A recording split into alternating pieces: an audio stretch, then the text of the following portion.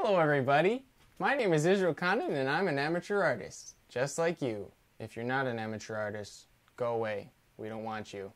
This tutorial is for all my brothers and sisters out there who want to learn the basics but are intimidated by all the freaking geniuses on YouTube. Have you ever put all your blood, sweat, and tears into a project only to be disappointed with the end product?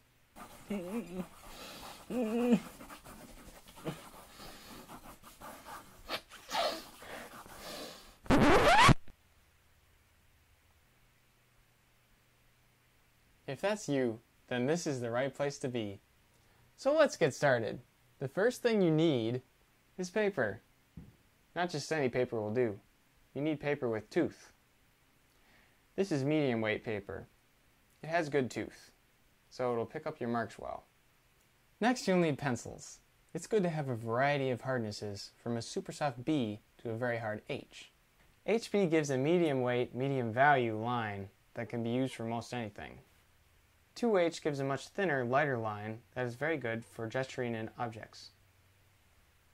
8B gives a very dark, heavy line, which is good for shading. Okay, now set up your still life. Make it an interesting layout, and be sure to leave some room between objects like so. The first thing that we're going to do is use gesture drawing to lay out the shapes and locations of all of our objects.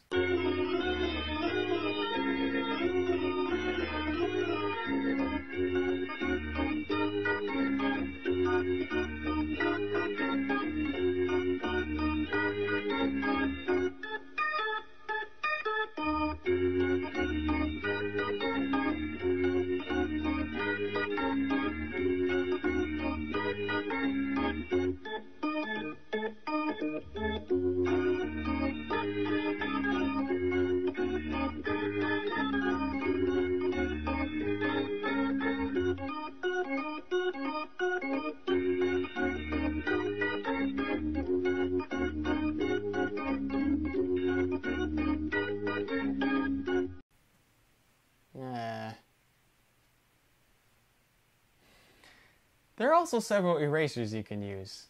There are these familiar pink things, a less useful I don't know what, and kneaded erasers. Kneaded erasers are good for lightening up dark areas without completely erasing your lines.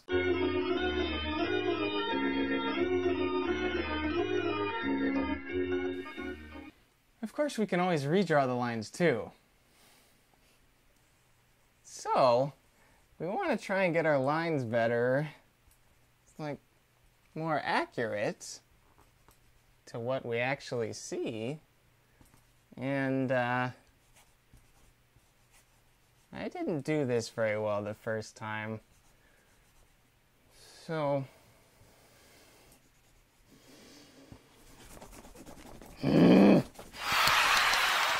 here I've gestured in all the shapes, and I've got them where I want them. Next, we're going to create outlines using negative space as a guide.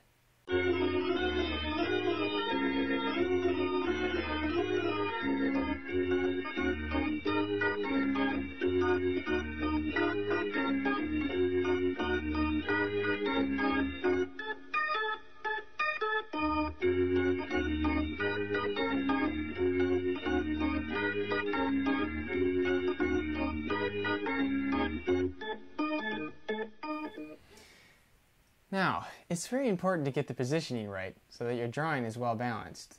So, I'm just going to go back .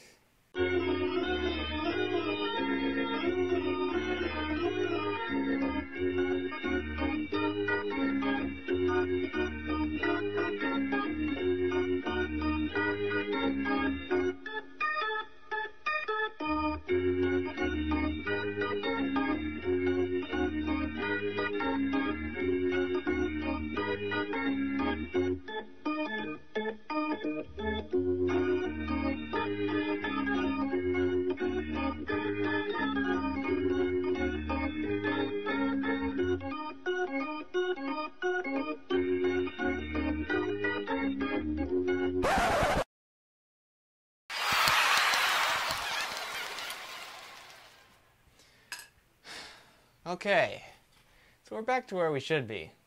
Next we're going to do some basic shading to give the drawing a little more depth.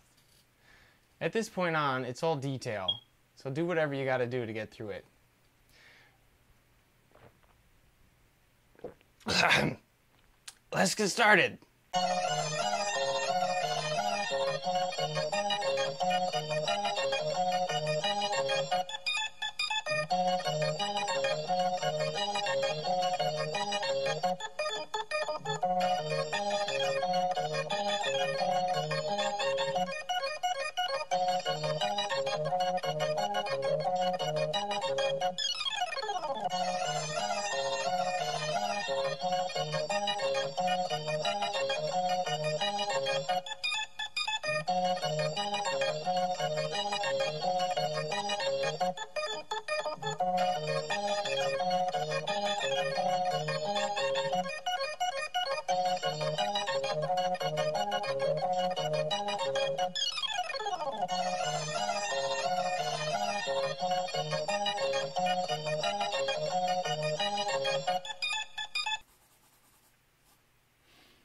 Okay, we're ready to begin some detail work now.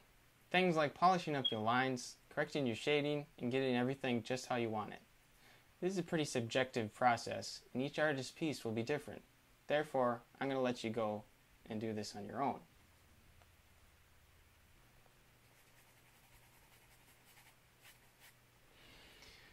Whew. Alright, and that's our finished product. I hope you continue to practice, and always remember this: an artist's most valuable tool is his patience. Good luck, and see you next time.